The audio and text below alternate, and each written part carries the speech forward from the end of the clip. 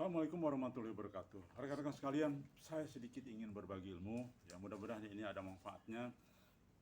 Karena banyak sekali berbagai pernyataan, pertanyaan ketika kita bertemu dengan tokoh Islam, tokoh pergerakan, atau siapapun lah yang bertanya.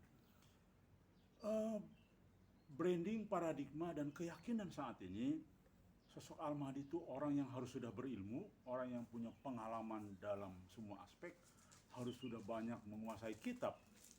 Karena memang itulah paradigma yang dibangun oleh alim ulama dari berbagai pendapatnya, oleh ustadz-ustadz akhir zaman saat ini. Namun pendapatnya itu justru kontradiktif dengan hadis yang lain. Contoh,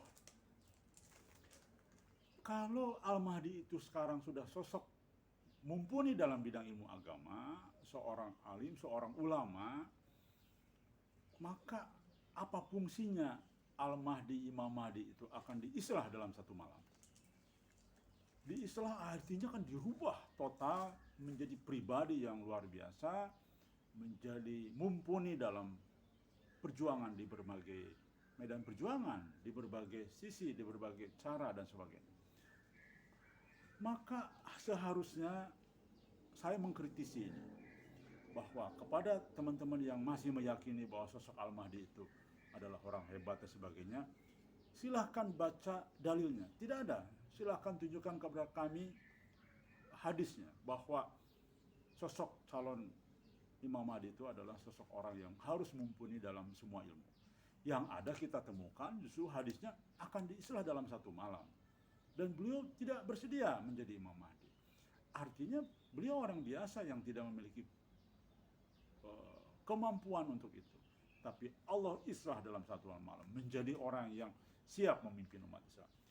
Itu seharusnya menjadi pemikiran. Sehingga insya Allah gugurlah orang-orang yang berpendapat bahwa Al-Mahdi itu adalah harus orang hebat dalam banyak aspek. Itu yang pertama. Yang kedua, kan banyak nih ustadz-ustadz, ulama dan kiai di saat ini berbagai pendapatnya bahwa berdasarkan sebuah hadis Al-Mahdi itu muncul dari Madinah, Al-Mahdi itu penduduk Madinah, Al-Mahdi itu berdasarkan orang dari Madinah, maka tentu orang Arab, karena di situ dikatakan muncul dari mana dan penduduk Madinah.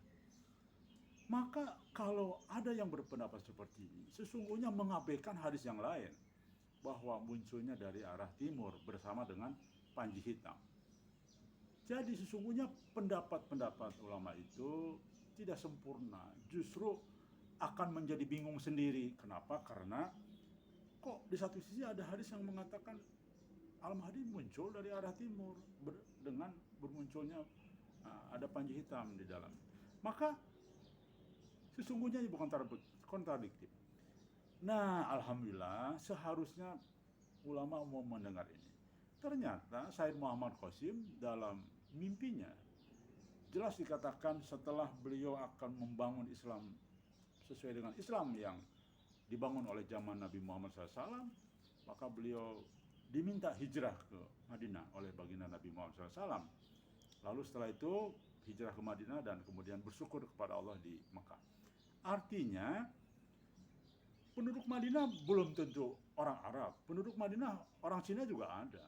Penduduk Madinah orang Indonesia juga ada. Penduduk Indonesia orang Cina juga ada. Orang Afrika pun juga penduduk Indonesia ada yang sudah tinggal di sini bertahun-tahun. Itu penduduk Indonesia. Maka mohonlah para kiai, para ustadz, apalagi ustadz hari zaman, tolonglah bijak ke situ. Tolonglah memandang dengan jujur berbagai pernyataan tadi. Tolonglah, kami ini bukan orang yang berilmu seperti para alim ulama dan tokoh-tokoh Islam di akhir zaman.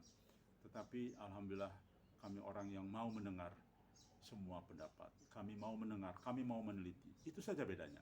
Alhamdulillah, insya Allah akan lebih bijaksana daripada merasa punya ilmu tinggi, tak bersikukuh dengan pendapatnya, tidak pernah mau melirik berbagai pendapat yang lain. Demikian saya kira. Terima kasih. Wassalamualaikum warahmatullahi wabarakatuh.